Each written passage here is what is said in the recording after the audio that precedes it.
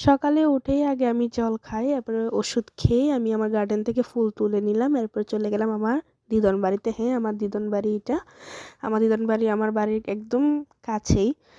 তো এখন অ্যাকচুয়ালি আজকে সকাল তাড়াতাড়ি উঠে গিয়েছিলাম। আর দিদন তো রোজই ডেইলি উঠে স্নান করে, ঠান্ডা হোক গরম হোক, মানে স্নান করে পুজো দিয়ে দিদন হসপিটালে চলে যায় অফিসে। এরপরে দেখো দিদন আমাকে গরম গরম একটা রুটিও করে দিয়েছে। একটা রুটি খেয়ে আমি চলে গিয়েছিলাম ডাইরেক্ট টাউনে টিউশনি করাতে, আর্ট টিউশনি করে একটা পড়ার টিউশনি করেছিলাম। এরপরে বাড়িতে এসে কিছু ভাল লাগছিল না, কারণ আমার জ্বর ছিল। দেখো আশপাশে আমি আবার ফুলও নিয়ে এসেছি, 2টা গোলাপ, মেরুন অ্যান্ড অরেঞ্জ। এরপরে আমার কিচ্ছু খেতে ভালো লাগছিল না, তাই মা করে দিল আমাকে গরম গরম ফিশ ফ্রাই। আর ওটা খেয়েই আমার মুখের টেস্টটা ফিরে এসেছে। এরপরে মা দিয়েছিল চিপস আর চকলেট বোনের জন্য, তো বোনকে দিয়ে দিলাম, তো বোন খাচ্ছে।